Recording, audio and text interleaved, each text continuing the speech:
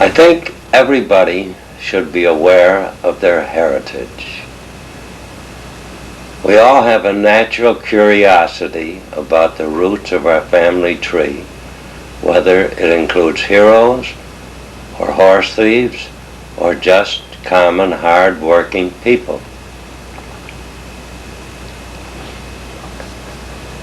It's our way of keeping alive the people that we love, of remembering them. And so, this, as far as I know, is the Kerr heritage. My father's mother and father were born in Northern Ireland, in the little town of Lurgan in County Antrim. And in that part of Ireland, particularly, there is great animosity between Catholics and Protestants. Since his mother was Protestant and his father Catholic, when they fell in love, they had to flee the country. So they settled in Liverpool, England. Unfortunately, they did not survive too long. By the time he was 5 years old, my dad was an orphan and was raised by a friend of his father's. When he was 12 or 13, my dad went to work in a Franciscan friary in Liverpool. He lived at the friary and worked around the friary. As he got older, he got a job as a sales clerk in a grocery store. And this store was down near the dock area in Liverpool. In this area, my mother worked in a restaurant that was owned by her aunts. My dad used to come in here to eat, and this is how my mother and father met and fell in love. Maybe she gave him an extra piece of pie or something, I don't know, because he made good pies. My father was a good man, and in order to provide a comfortable living for his family, he worked long, hard hours. So that as I was growing up, I had little chance to talk to my dad. I was usually in bed by the time he got home from work. And my dad was very active in Irish affairs in Liverpool. And so in 1916, after the Easter Rebellion in Ireland, my father, who was an active IRA member, and my mother's brother Joe, who was also active, decided they had to leave England. And so with the help of the American consul, they shipped aboard a liner out of Liverpool and worked their way across the ocean by shoveling coal into the boilers of the ship. They were stokers. When they got to Boston, they jumped ship. At that time, there were no immigration laws. Because they had friends who had previously moved to Buffalo, this is where they came. And so my dad came out to the U.S. in 1916, but he came out by himself. And so I lived in England for the first 8 years of my life. I was 8 years old before Dad had accumulated enough money to bring the rest of his family out to the United States. So I did not see my father until I was 8 years old. And as I have said, because he worked such long hours, I had little chance to talk to him. And then as I got a little bit older, I had my own interests outside of the house. And so the opportunity to talk to my dad about where he came from, his roots, was lost. And as I got older, I regretted this very much because I'm a firm believer in knowing where you come from. My mother's people came from a County Leitrim in the west of Ireland, but I know very little about them, not even the name of the village that they came from. But they also emigrated to England, to London, and then later moved to Liverpool. My mother's father died in,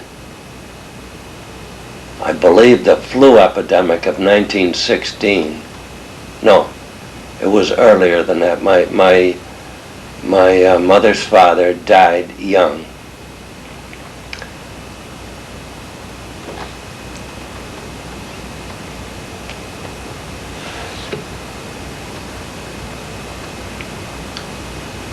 So that the only living grandparent I ever had was my maternal grandmother, and she died when I was very young, 1 or 2. So I have virtually no recollection of any grandparents, and I have often regretted this.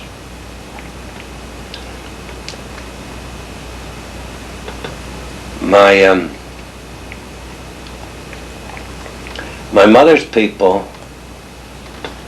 her father worked for a manufacturer of fine chinaware, Crown Derby, and I believe one of her brothers did also.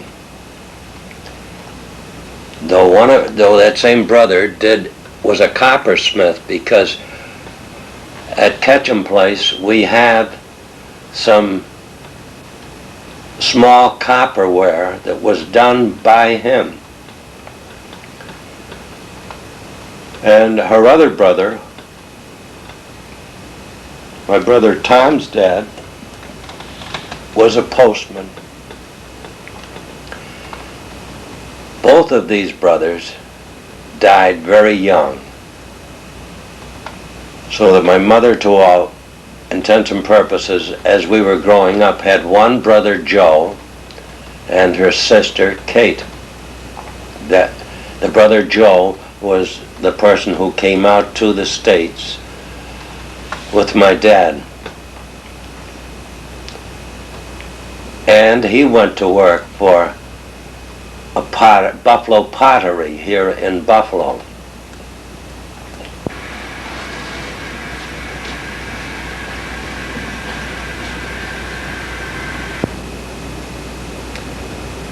For those of you who have been at Ketchum Place, the picture hanging over the fireplace in the living room is my mother's father.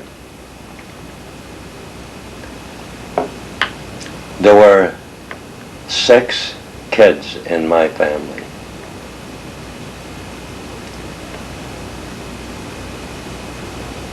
And we were all into Ireland and Irish history and music. My brother Jim, who was 10 years older than me, was used, unbeknownst to my mother, as a runner by the IRA when he was a schoolboy. On his way to school on his bicycle, he would carry weapons, pistols, ammunition in his book bag and drop them off wherever they were intended to go, until one day he had picked up a .45, had hidden it up in his bedroom, and like as is natural to boys, when he went up to his room, he started fooling around with the pistol, and it discharged and took the end of his finger off. He had a stiff finger for the rest of his life. But my mother, Irish though she was furious. And she went up and she raised hell with the commandant of the IRA. Now Jim came out to the States a year before I did, because my father had become an American citizen, and at that time, under the immigration law, if you entered the country as a minor and were the child of a U.S. citizen, you automatically became a U.S. citizen. And so Jim, when he was 17, came out to the United States so he could come out as a minor and be an automatic U.S. citizen. The rest of us came out a year later, and of course we're also derivative citizens because we were all minors at that time. The next in line would be my sister Maura, that fine, upstanding lady who lives at Ketchum Place. Most of her education was in England. She, by the time we got out to the United States, she went into her last year in high school, and then, because she was going to what is now State Teachers, but at that time was the Buffalo Normal School, which was situated on the west side of Buffalo. After we had been in the United States for a year, we moved from the east side of Buffalo to the west side so that Maura could be close to where she was going to go to school. The next in line was my sister Kathleen, who died at the age of 54. Next would be my sister Josie, now living in Rochester, who was really the closest to me of my brothers and sisters, since she was 2 years older than me. And last but not least is my brother Tom, who was 2 years younger than me. Tom's parents both died in the flu epidemic of 1918, so that by the time he was 10 days to 2 weeks old, he was an orphan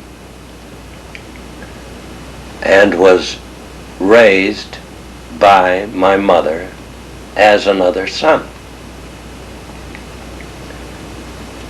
An unforeseen difficulty arose in this respect because when we arrived in the United States, my parents had never formally adopted Tom.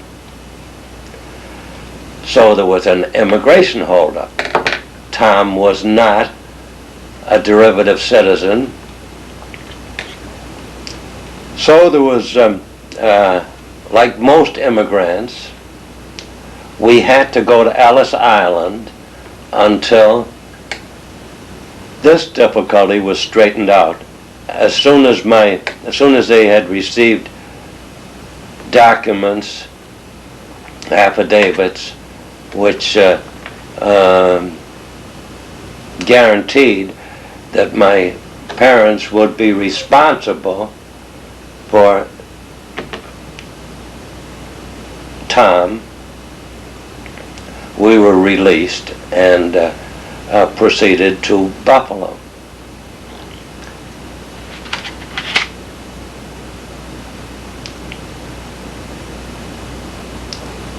Through my growing years, the biggest events for our family were the Christmas and New Year's holidays. Christmas was always celebrated at our house. New Year's was always celebrated at the Conboy's house. The Conboys being Joe Kerr, the father, being my mother's brother. So he and his wife, Annie O'Malley, used to entertain the family each New Year's. And we grew up with a real love of Irish music, since all of our family gatherings wound up with the singing of Irish songs.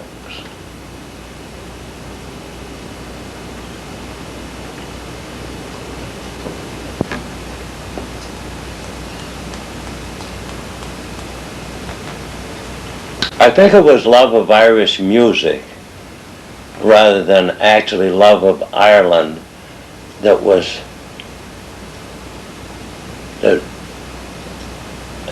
is really what am I trying to say? That the family had a love of Irish music more than a particular love of Ireland. I can recall in 1966 when the Clancy brothers brought out their first album, which incidentally was the start of popularizing Irish folk music in the United States. But when I turned on this station in Hamilton, Ontario, and heard this group doing all the songs that my family had grown up on,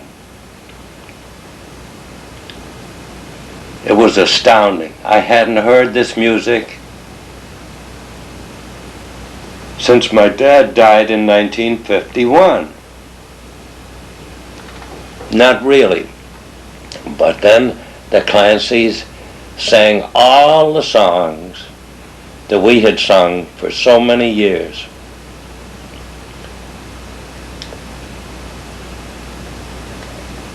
And as I say, I think that it was love of Irish music that held our family together.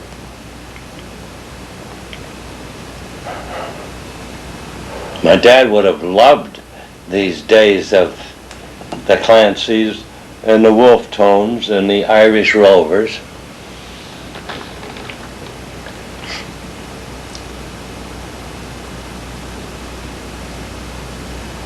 As for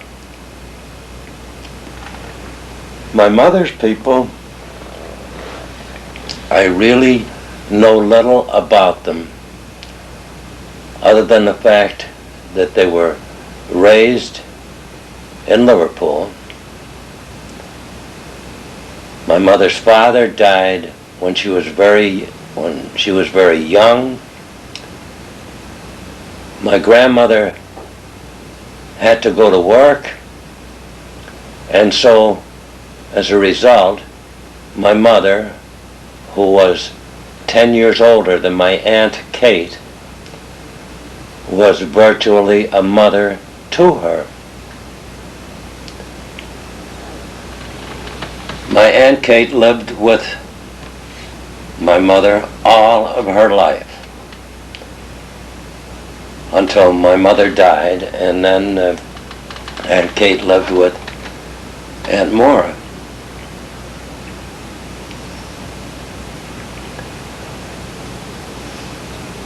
For my own personal history, I was in 3rd grade when I came out to the United States. So all of my education, all of my life has been spent in the United States.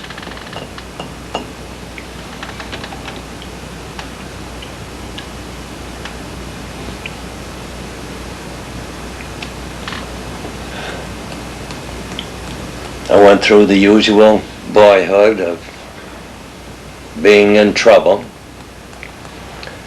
and I think the happiest years of my childhood were the years that I spent in the Boy Scouts with overnight hikes and summer camps. And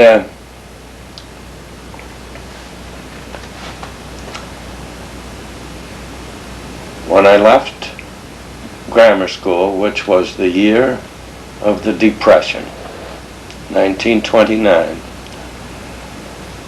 I attended Canisius High School, the old high school down on Washington Street.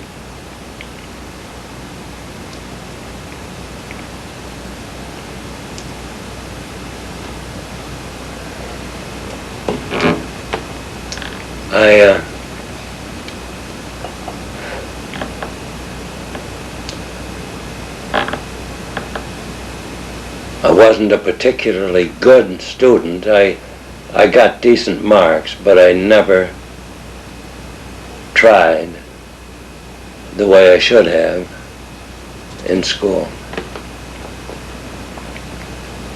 And so then on to Canisius College.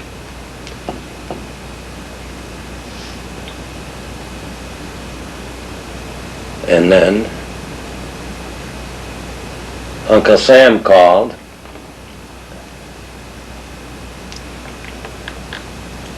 and I wound up in the U.S. Army.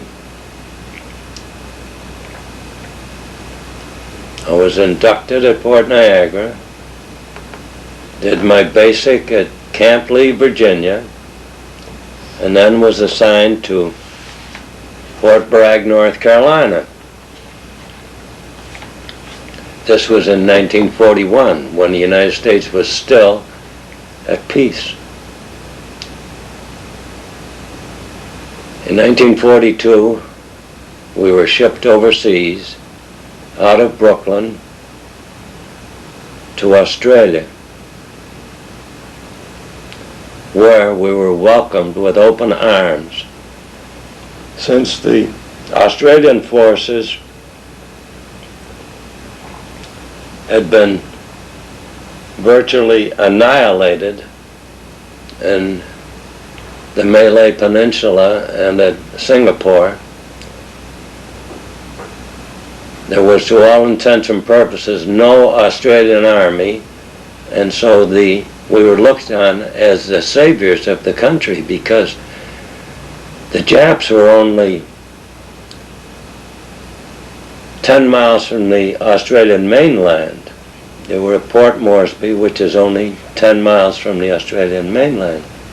So we were royally welcomed by the Australians.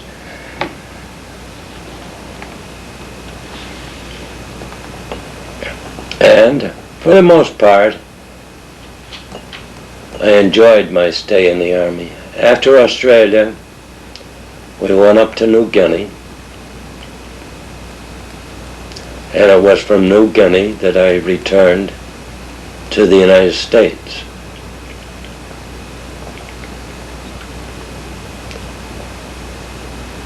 Within a week of the time that I was discharged from the Army,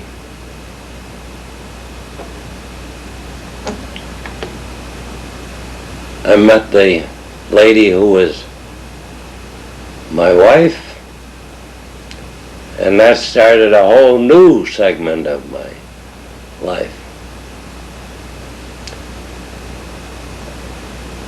I've been very fortunate. I've known 4 outstanding women. My mother, who was not afraid to tackle anything that had to be done.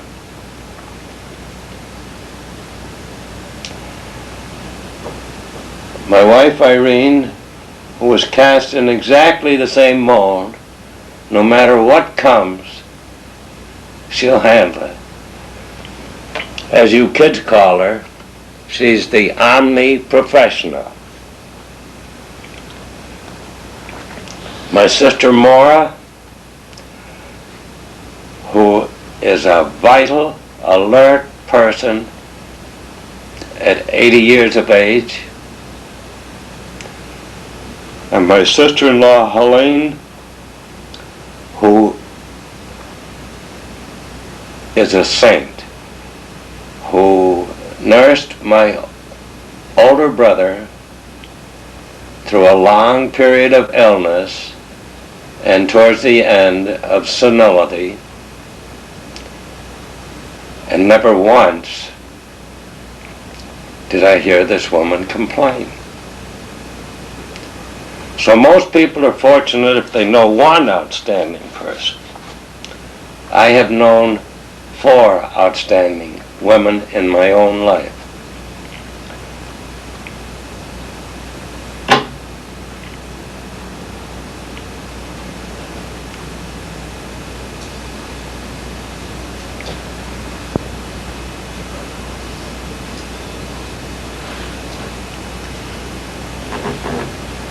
My earliest recollection, and of course it's of England,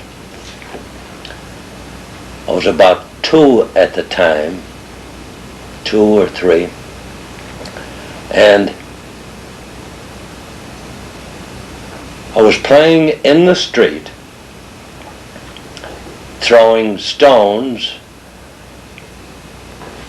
at this young man or boy who was circling me on his bicycle.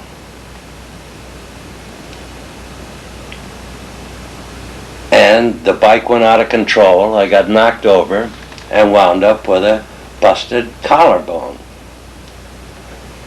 This was when we lived on St. Vincent Street. And as I say, I must have been 2 or 3 years old. My family also would tell me, or told me, of the time that I fell down the cellar stairs and hit a cast iron stove at the foot of the stairs and broke the stove with my head, which doesn't speak much for my head, but it happened. Another story they tell is that I never wanted to wear my outer garment. I did not like to wear pants. I would run around the house in my diaper. But whenever I spotted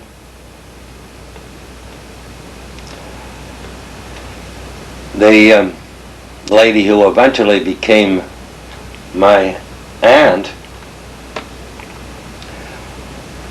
whenever I would spot her coming over to the house, I would dash to somebody and tell them to put my pants on because Annie O'Malley is coming. And I guess maybe I wanted to make an impression. Probably what happened is she used to tease me about running around with no pants on. But anyway, when Annie Malley was coming, I had to get my pants on. Another time when I was very young, I got my head stuck between the railings of a metal fence. I guess what they finally did to get my head out was rub butter all over my head so as to make it a little more slippery, and in that way we're able to slide it out from between the railings. But apparently I was a kid who was always into, not trouble, but into difficulties.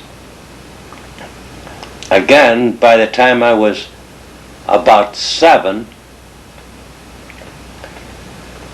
there was a large dairy at the foot of the street where we lived in England, and it was so large that apparently they had the cows there in the middle of the city in an enclosed area, and they would bring them up to the barns for their milking. And so this one day when I was 7 or 8, I climbed up on a fence to watch them bringing the cows in. And somebody must have shouted, or something startled me, because I went to get back off the fence and fell, and I smashed both my collarbones against the base of the fence, which is, I forgot to tell you, which is also what happened when I was throwing the stones at that bicyclist when I was 2 or 3 years old. I broke both of my collarbones then. So I'd broken both of my collarbones twice by the time I was 7 years old.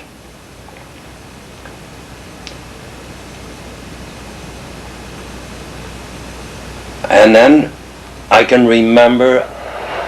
remember pretty well the layout of Liverpool, even though I was only 8 when we left there.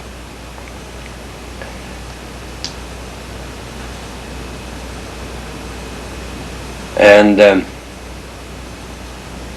I think that even today I could find my way around to the various sections of Liverpool, which is quite a large town, a city, a large city. But I was in 1980, which is a long jump in years, I went to Ireland. I toured Ireland with my daughter Jamie and her husband. And this was a most enjoyable experience, particularly when we visited Kilmainham jail, where the 1916 rebels were executed. I'm 72 years old now, virtually, and only 2 places have ever physically disturbed me. One was Gettysburg, where I could feel ghosts all around me, and I'm not a psychic person. And the other was Kilmainham. In Kilmainham, I could feel the presence of Pierce, Plunkett, McDermott, all of the men who were executed there in 1916.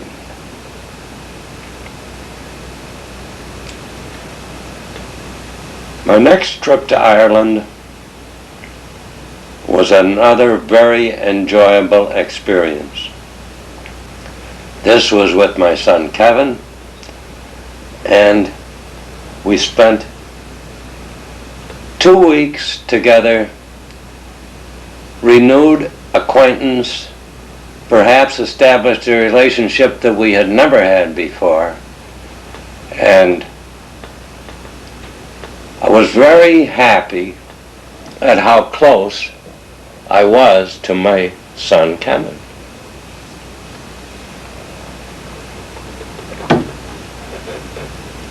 I'm out of words. No, I think.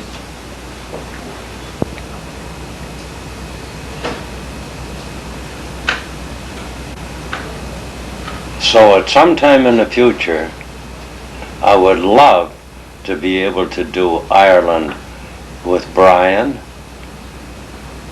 and with Pat. And if not Ireland, then at least spend a vacation with them. And of course, I'd also like my 4 grandchildren, Marlo, Brendan, Sean, Elizabeth,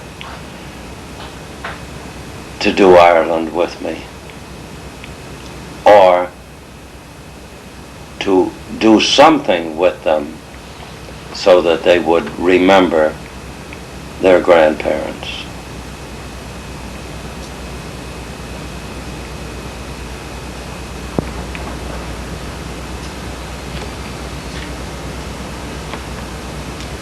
One of the big regrets of my life is that by the time I had really become interested in Ireland, it was too late to talk to the person who could have really told me about Ireland. My dad was part of the 1916 rebellion, which was the biggest event in Irish history.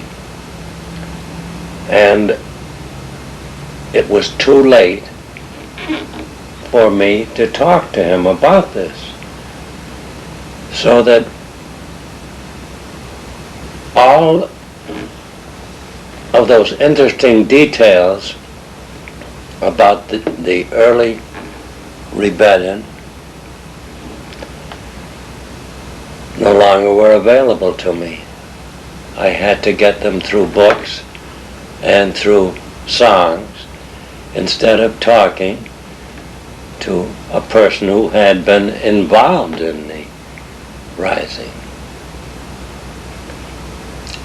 That's why it's important that you seize opportunity by the forelock and talk to these people while they're still around.